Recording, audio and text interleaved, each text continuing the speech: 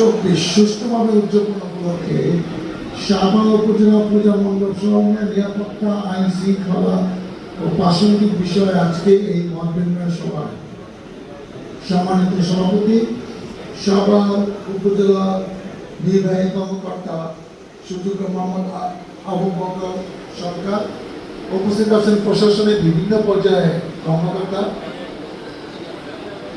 BNP, জামাত ইসলাম সহ অন্যান্য দলের নেতৃবৃন্দ, সাংবাদিক ভাইরা, উপস্থিত শুধুমন্ত্রী এবং যাদের জন্য আজকে আয়োজন, সে হিন্দু সম্প্রদায়ের ভাই ও বোনেরা, আসসালামু আলাইকুম। আমরা অনেক বক্তা, অনেক বক্তব্য শুনেছি। আপনাদের যে উদ্দেশ্যে ডাকা হয়েছিল, আপনাদের যেসব বিষয়ে জিজ্ঞাসা ছিল, সেগুলো উত্তর আপনারা মোটামুটি পেয়ে গেছেন। অনেকক্ষণ ধরে বক্তৃতা চলছে, অনেক প্রশাসনিক অনেক কর্মকর্তা তাদের কর্মস্থলে গিয়ে অন্যান্য দায়িত্ব পালন করতে হবে। আমি হয়তো 5-6 মিনিটের মধ্যে আমার বক্তব্য শেষ করে আমি চেষ্টা করব। প্রথমে আমরা একটা ব্যাপার জানি যে ধর্ম যার যার উৎসব সভা, অনেকে বলে ধর্ম যার যার দেশ সভা, ধর্ম যার যার নিরাপত্তা সভা। এই বাংলাদেশে একটা সাম্প্রতিক সম্প্রীতির দেশ, যেখানে মুসলমান, হিন্দু, খ্রিস্টান, বৌদ্ধ আমরা মিলেমিশে বাস করছি। আজকে আমাদের উৎসব আমাদের এরকম মন ভরে আমাদের সাধ্য অনুযায়ী ঈদ, রমজান আমরা উদযাপন করি, আপনারাও তেমনি। কিন্তু আমি একটা জিনিস বুঝি না, দীর্ঘদিন ধরে আমি রাজনীতির সাথে সম্পৃক্ত। যখনই দেশে কোনো ক্রাইসিস হয়, সরকারের পরিবর্তন ঘটে, পালাবদল ঘটে, তখন সমস্ত ঝুট ঝামেলা সেই হিন্দু সম্প্রদায়ের উপর পড়ে, নানা রকম চাপ। সেই সব কথা বলতে চায় না, এটা সত্যি। কিন্তু তাদের অপরাধকে তারা কোনো কিছুর সাথে সম্পৃক্ত না, কিন্তু এই জুলুমের উপর, এই সম্পদের উপর বিগতির দিকে কিন্তু এই চাপ অব্যাহত আছে। আমি যে কথা বলতে চাচ্ছি, কাট করে আমি কতগুলো মতামত আপনাদের সামনে উপস্থাপন করছি।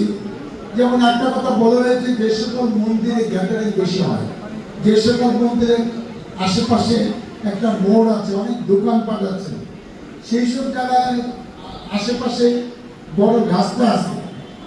এই পূজাকে কেন্দ্র করে 13 তারিখে 13 অক্টোবর দশমী হবে আপনাদের এই 4-5 দিনের যে এই পূজা উৎসব।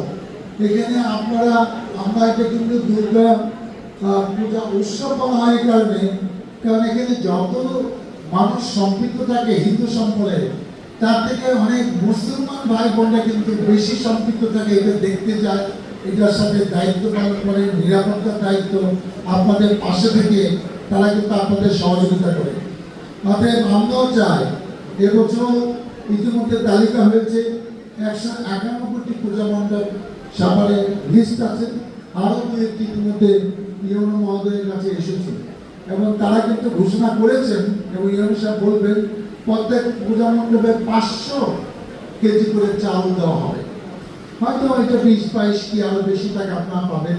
আমি ইউনো মহোদয়কে অনুরোধ করব, অতীতে এইসব নিয়ে অনেক রকম প্রশ্ন ছিল, চাউলটা যেন একটা মিনিমাম মানসম্মত হয়।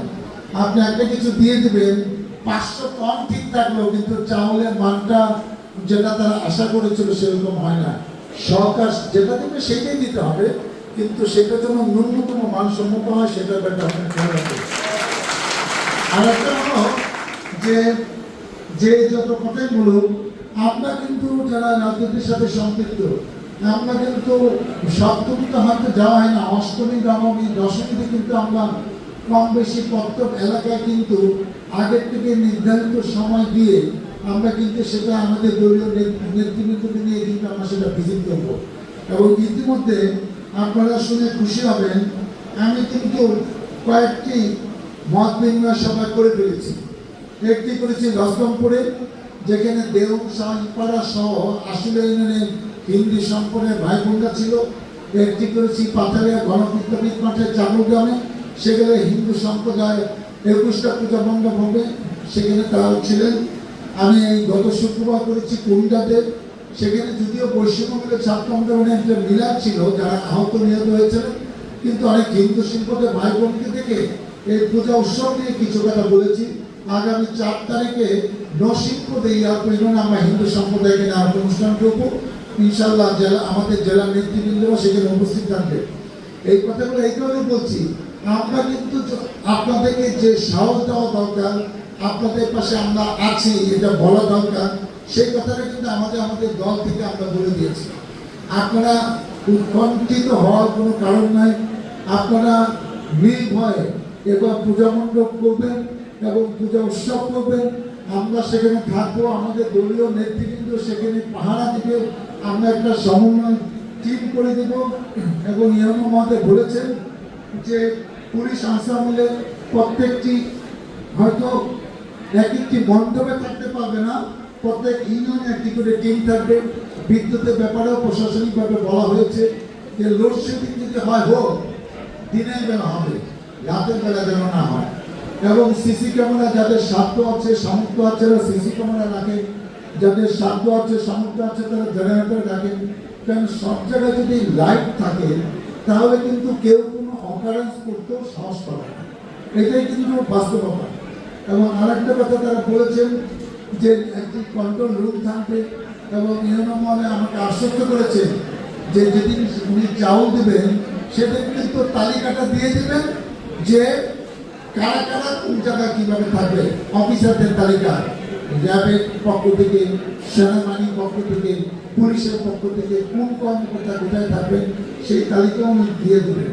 এবং যে কথাটা একটা বাস্তবতা, আজান নামাজের সময় আপনারা খেয়াল রাখবেন, এটা ভদ্রতা শিষ্টাচার। আমরা কোথাও জনসভা করলে যখন আজান দেয় তখন কিন্তু বক্তৃতা দেই না, কিন্তু মানুষ কিছু না বলতে পারে, ওই 2 মিনিট অনুষ্ঠান বন্ধ থাকে, আবার আজান শেষ হয়ে গেলে আমরা বক্তৃতা দিই।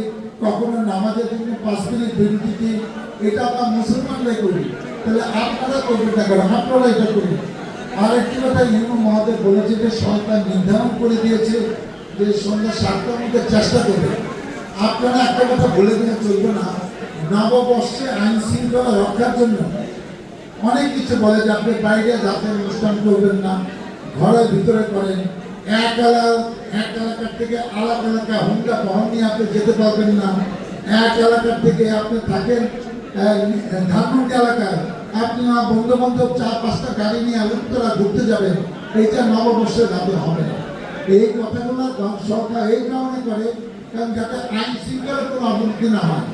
আপনাকে বলা হবে যে আপনি চেষ্টা করবেন, কিন্তু সেইটার জন্য আপনি তাড়াহুড়া করে মানে এই দশমী অনুষ্ঠানটাকে নষ্ট করবেন, মাটি করবেন, সেটা কিন্তু না। একটা সময় যদি নির্ধারণ না করে দেয় তাহলে আপনার রাত 2টার সময় প্রতিমা বিসর্জন দেবেন, এটা কি হয়? এইটা উদ্দেশ্য হলো যে একটা যৌক্তিক সময়ে আপনি যেন আপনার কাজটা সম্পূর্ণ করতে পারেন। 7টা মানে আর রাত 2টা না, এইটাই আমার মূল লক্ষ্য। আপনারা চেষ্টা করবেন যত আগে হন তত আইন শৃঙ্খলা বাহিনীর দায়িত্ব শেষ হলো এবং যৌক্তিক সময় করলে আমাদের টেনশনও কম থাকবে, আপনাদের টেনশনও কম থাকবে। পরিশেষে আমি যে কথাটা বলতে চাই যে 2022 সালের পরিসংখ্যান অনুযায়ী যখন বাংলাদেশের লোক সংখ্যা ছিল 16 কোটি, সেখন 7.95% হিন্দু হিসাবে বাংলাদেশে ওই সময় হিন্দু সংখ্যা ছিল 1,30,00,000। এখন হয়তো একটু বেড়েছে। সবাই পরিসংখ্যানটা আমি আপনাকে দিতে পারলাম না। আর একটা কথা না বলে পারছি না, আমার আব্বা দেওয়ান মোহাম্মদ বিশ্বাস, যিনি 35 বছর চেয়ারম্যান ছিলেন আশুলিয়া এবং পরে ইয়ারপুরে এবং 79 আপনাদের ভোটে এমপি ছিলেন। উনি আপনাদের জন্য একটা বিশাল কাজ করেছিলেন। 1964 সালে বাংলাদেশের অনেক জায়গায় রায়ট হয়েছিল, এই সাভারের রায়টটা কিন্তু সুবিধা করতে পারে নাই, কারণ টঙ্গী এলাকা থেকে যে শ্রমিকরা এসে এখানে আমাদের ইয়ারপুরে হিন্দু ভাই বোনদেরও আক্রমণ করতে চেয়েছিল, আমার বাবা নিজে অস্ত্র করা সে বন্দুক পিস্তল দিয়ে নিজে গুলি করে সেই সব জনগণকে সাথে নিয়ে সেই রায় প্রতিহত করেছিল। সেই রায় সাভারে কিন্তু সুবিধা করতে পারে না। অর্থাৎ হিন্দু সম্প্রদায়ের সাথে আমাদের একটা আর্থিক সম্পর্ক। আমার বাবা 90 সালে মারা গেছেন, তারপরে আপনারা জানেন আপনাদের বুথে 96-এ 2000-কে আমি সংসদ সদস্য হয়েছি।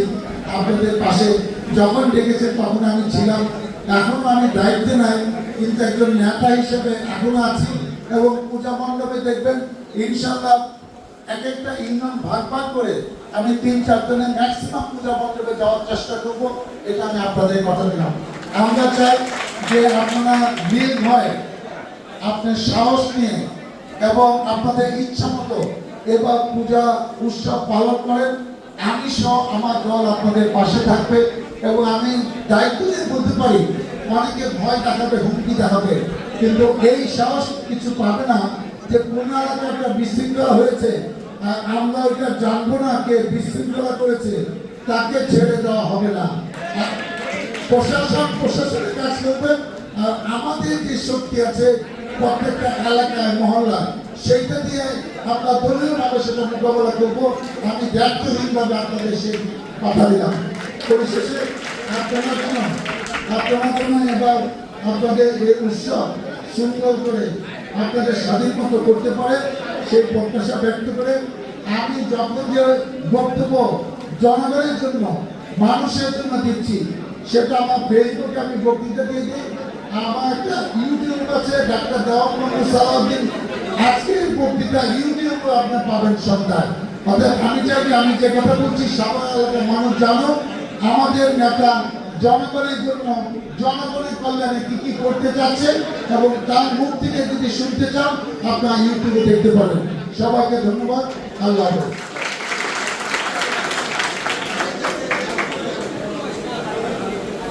ধন্যবাদ।